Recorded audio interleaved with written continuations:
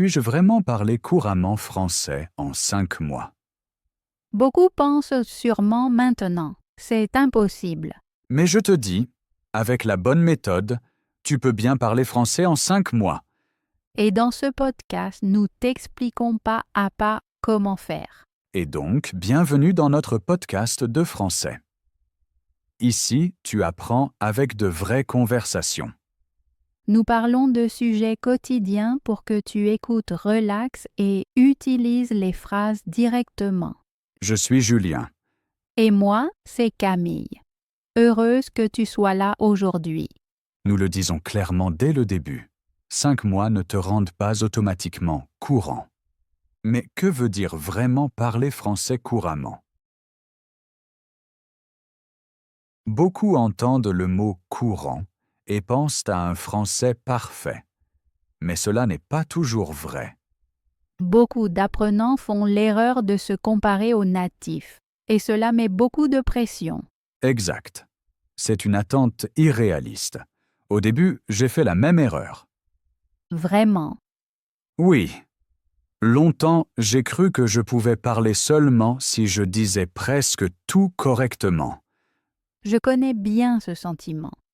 Mais le problème est clair. Quand on pense ainsi, on ne parle souvent pas du tout.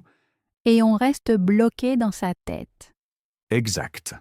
Beaucoup disent « je veux parler couramment », mais ils veulent en fait autre chose.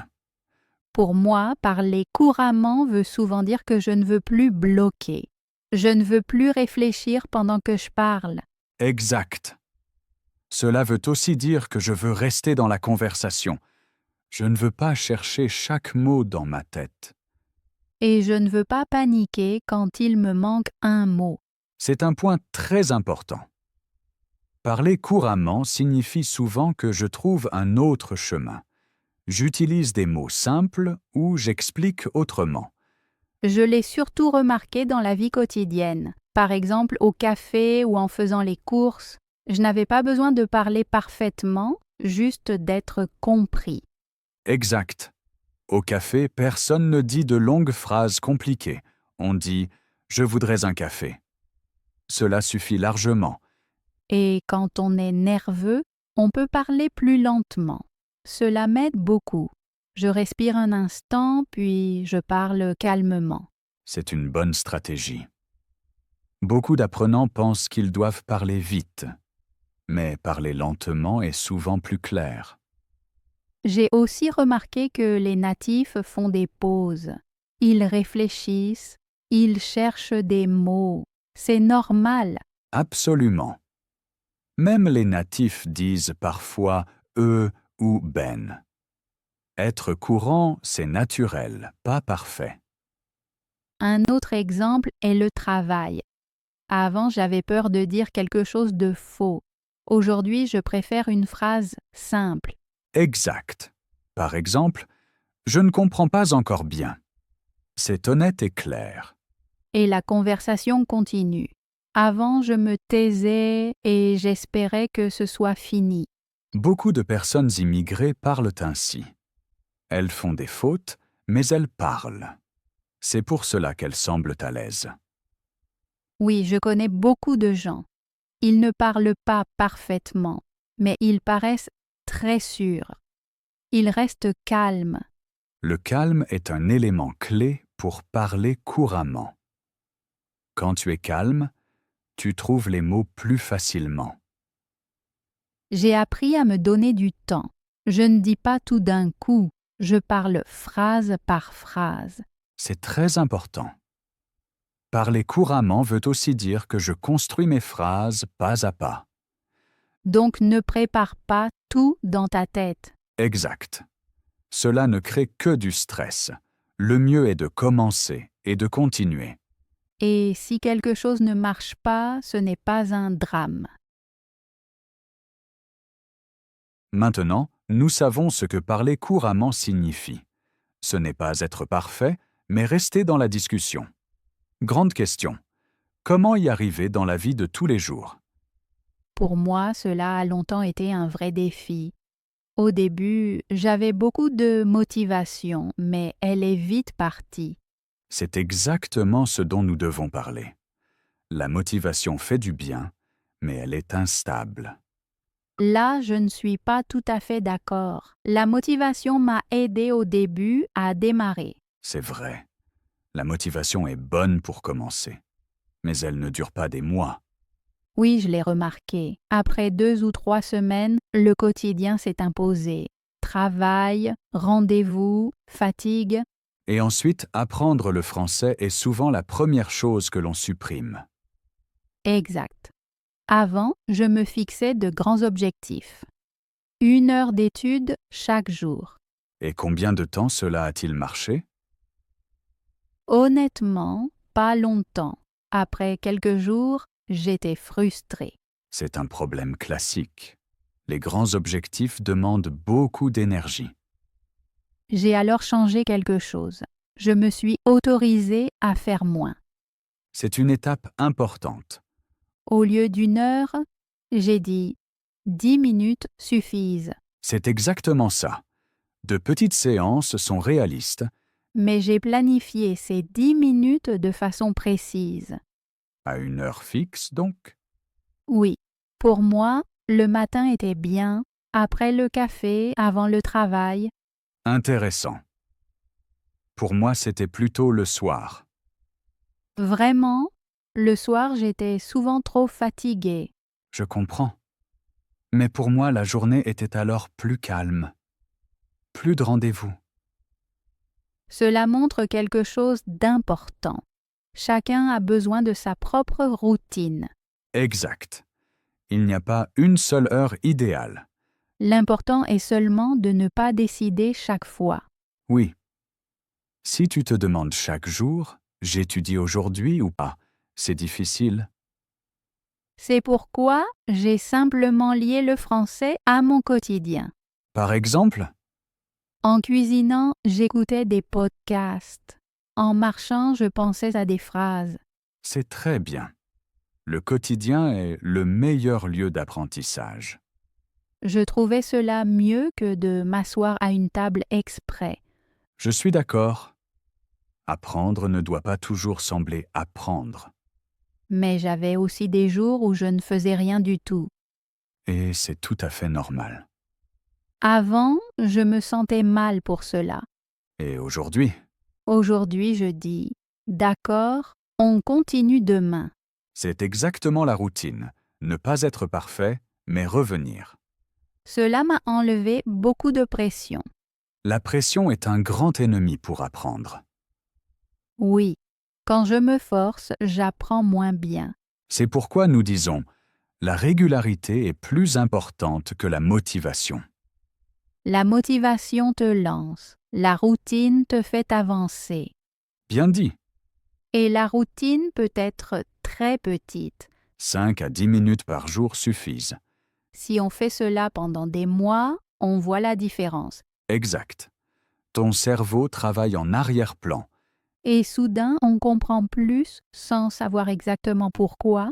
C'est l'effet de la routine. Donc, mieux vaut peu, mais souvent. Oui.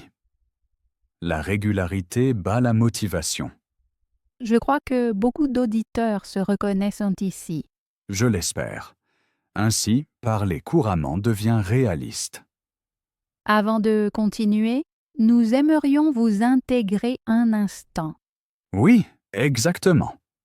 Nous parlons beaucoup ici de routine et de quotidien.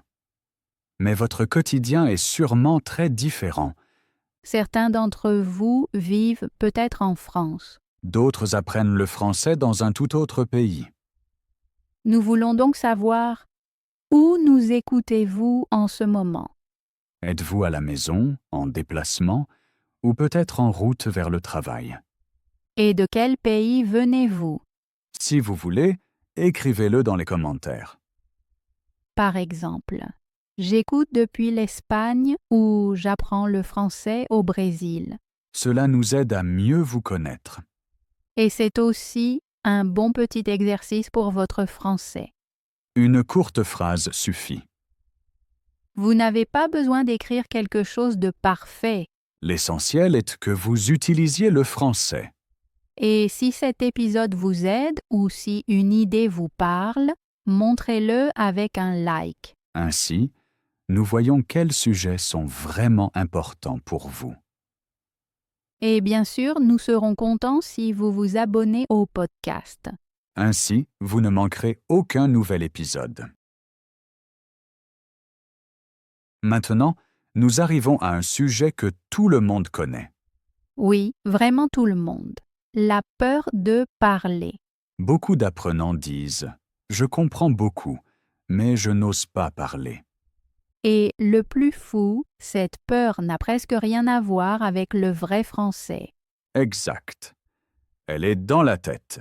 Je connais bien cela. On sait ce qu'on veut dire, puis on bloque. Et soudain, on pense « Mon français est mauvais. Tout le monde entend mes fautes. Pourtant, ce n'est souvent pas vrai. » Non, dans la plupart des cas, tu es bien meilleur que tu le crois.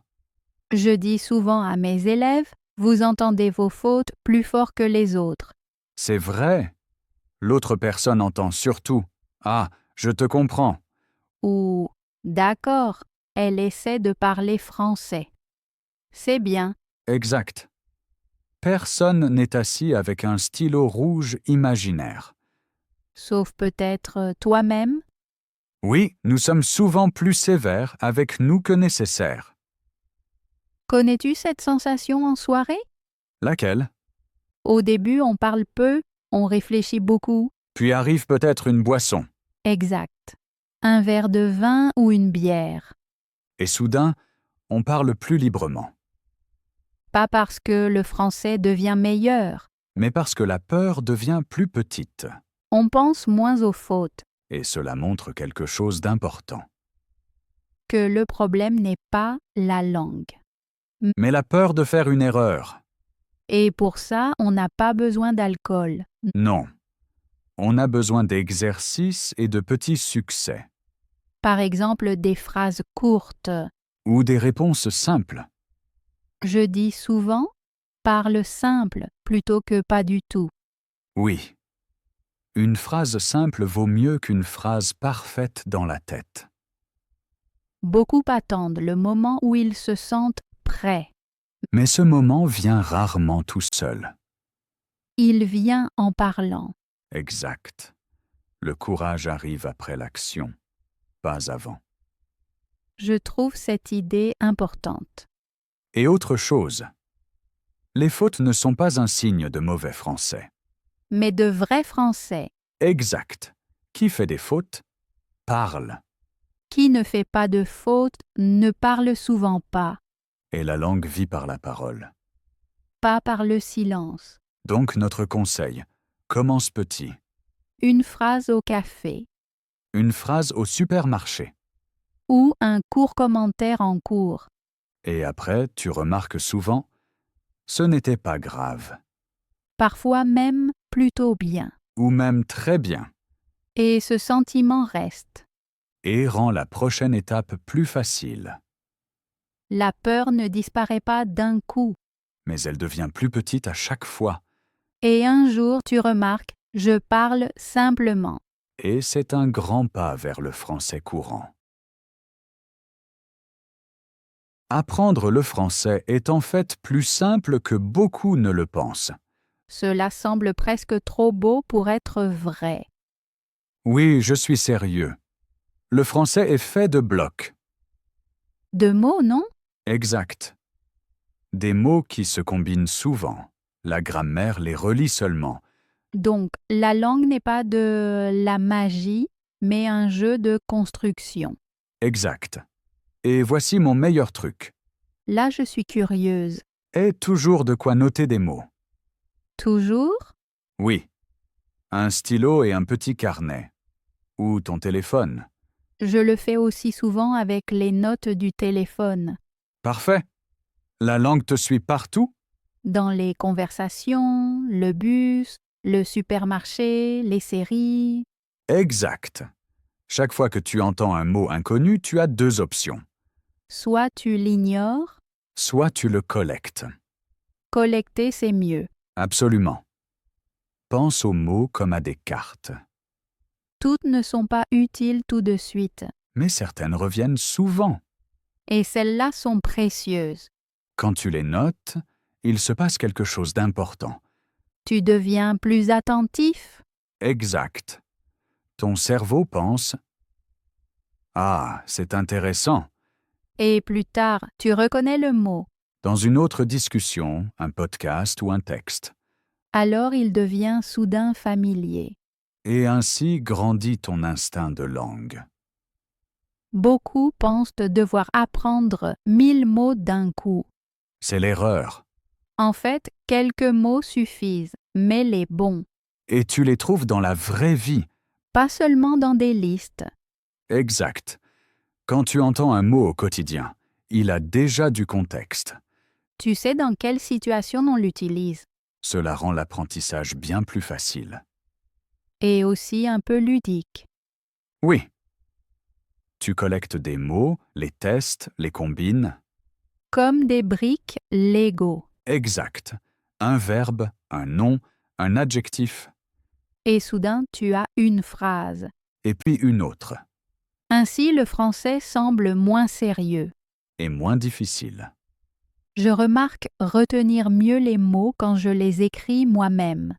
Ce n'est pas un hasard. Écrire renforce l'apprentissage.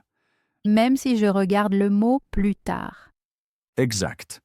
Tu n'as pas besoin de tout comprendre tout de suite, L'important est de collecter. et de rester curieux, Alors, le français ressemble plus à un jeu. et non comme un examen. Cela enlève beaucoup de pression. Et cela te fait avancer plus vite que tu ne crois. Voici une idée qui surprend beaucoup de monde d'abord. Oh là, je suis curieuse. La plupart des apprenants de français savent déjà parler. Vraiment? Pour beaucoup, cela paraît différent. C'est justement le problème. La sensation est différente de la réalité. Je connais bien ce sentiment. Longtemps, je pensais, je ne peux rien dire. Pourtant, tu avais déjà compris beaucoup de choses. Oui, je pouvais suivre des dialogues, lire des textes et écouter des podcasts. Mais parler semblait tout de même impossible. Oui, tout était dans ma tête, mais ma bouche restait fermée. La cause est la différence entre savoir passif et actif. Passif veut dire je reconnais des mots quand je les entends ou les lis. Exact. Actif veut dire j'utilise ces mots moi-même. Et ce pas semble énorme. Oui, mais en réalité, il est plus petit qu'on le pense. Pourquoi? Parce que les mots sont déjà là. Tu dois juste les utiliser. Je crois que beaucoup attendent de nouveaux mots. Oui. Beaucoup pensent j'ai d'abord besoin de plus de vocabulaire. Pourtant, ce que tu as suffit souvent déjà. Absolument. Prenons un exemple simple. D'accord. Tu connais les mots je, travaillais, aujourd'hui, fatigué. Oui, je les connais. Avec eux, tu peux dire je suis fatigué aujourd'hui Ou je travaille beaucoup aujourd'hui. ou je suis fatigué parce que je travaille aujourd'hui. Ce sont 3 phrases avec les mêmes mots. Exact. Nouvelle combinaison, pas nouveau vocabulaire. Cela paraît soudain plus faisable, Et c'est là que beaucoup se bloquent eux-mêmes. parce qu'ils pensent qu'une phrase doit être très bonne, Oui, ou très correct. alors ils préfèrent ne rien dire. Exact. La première phrase est toujours la plus difficile, Je connais cela. Après la première, c'est plus facile. parce que la peur devient alors plus petite. Et on voit, le monde ne s'écroule pas. Exact. Personne ne rit. Personne ne corrige chaque faute. La plupart des gens sont juste contents que tu parles. Oui. La communication marche aussi avec des phrases simples. J'ai fini par remarquer, quand je parle, j'apprends plus vite. C'est un point important. Parler active ton savoir. Le savoir passif devient actif. Exact. Et chaque fois, c'est un peu plus facile. Même si ça accroche. Justement alors, les accrocs font partie du jeu. Donc le but n'est pas de parler parfaitement, Non. Le but est d'utiliser les mots. même s'ils sont encore incertains. Exact. La langue naît dans l'action, pas dans l'attente. Alors, je n'ai pas vraiment besoin d'un nouveau cours. Mais de courage pour dire la première phrase. C'est une prise de conscience forte. Et c'est exactement ce que nous voulons vous transmettre. Vous savez déjà plus que vous ne le pensez. Vous devez seulement vous permettre de l'utiliser. Et alors, le français devient plus facile pas à pas. Pas en une nuit, mais sûrement à chaque phrase. Prenons une pause et reculons un instant. Aujourd'hui, nous avons parlé de beaucoup de choses. Collecter des mots, avoir du courage, dire des phrases simples, créer une routine. Et peut-être tu te demandes maintenant, « D'accord, mais que veut dire tout cela pour moi dans 5 mois ?» 5 mois semblent à certains très courts, à d'autres énormes. Mais en réalité, 5 mois sont un délai réaliste pour changer beaucoup si l'on sait ce qui compte. Et d'abord, une chose est importante. En 5 mois, il ne s'agit pas de parler parfaitement, mais de se sentir plus sûr. Après environ 1 mois, il se passe chez la plupart quelque chose de décisif. Tu remarques soudain que le français ne te paraît plus totalement étranger. Le son est plus familier. Tu reconnais les mots plus vite. Tu ne comprends peut-être pas tout, mais tu comprends plus souvent l'idée. Et c'est un grand pas, même s'il semble petit. Après environ 3 mois, ton comportement change souvent. Tu réfléchis moins avant de parler. Tu oses plus vite dire une phrase. Elle est peut-être encore simple, peut-être pas parfaite, mais tu ne restes plus bloqué longtemps. Les conversations semblent moins menaçantes. Et tu vois, je peux répondre. Je ne suis plus totalement bloqué. Après 5 mois, tu n'es sans doute pas encore courant au sens classique, mais tu es capable d'agir. Tu peux parler dans la vie de tous les jours. Tu peux commander au café, répondre au travail, discuter un peu. Tu restes dans la discussion, même si des mots manquent. Et c'est pour beaucoup le vrai but, même s'ils le nomment autrement au début. Et comment y arriver? Pas par le talent, pas par une motivation parfaite, mais par la constance, de petites routines. 5 à 10 minutes de français par jour peuvent faire plus qu'1 heure une fois par semaine. Écouter du français, noter des mots, dire une phrase à voix haute, encore et encore. Ton quotidien n'est pas un obstacle, mais ton meilleur allié. En marchant, en cuisinant, en attendant. Tu n'as pas besoin de changer ta vie pour apprendre le français. Tu dois juste laisser le français entrer dans ta vie. Ce que je trouve important, tu peux arrêter de te comparer, ni aux natifs, ni aux autres apprenants. Chaque chemin est différent, mais si tu fais quelque chose régulièrement, tu remarques un jour, j'avance, même si je ne le sens pas chaque jour. Exact. Apprendre n'est pas une ligne droite. Il y a de bons jours et des jours difficiles. L'important n'est pas que chaque jour soit bon. L'important est de continuer. Même les jours où tu es fatigué ou où tu as peu envie. C'est pourquoi nous le répétons encore et encore. La persévérance bat le talent. Ce ne sont pas les meilleurs qui vont le plus loin, mais ceux qui restent calmes, acceptent les erreurs et avancent. Et c'est exactement où tu es maintenant. Tu as déjà commencé. Tu écoutes. Tu réfléchis. Tu testes des choses. Ce n'est plus un début, c'est déjà le chemin. Si vous avez écouté jusqu'ici, vous avez déjà fait un pas important. Vous avez pris du temps pour écouter du français et réfléchir avec nous. Cela compte. Et peut-être avez-vous remarqué que le français n'est pas forcément aussi compliqué qu'il en a l'air. Parfois, il suffit d'emporter une idée ou de tester un petit conseil. Exactement. Et maintenant, quelque chose nous intéresse. Qu'avez-vous appris de nouveau aujourd'hui? Y a-t-il eu un moment où vous avez pensé « Ah, je peux voir les choses ainsi ».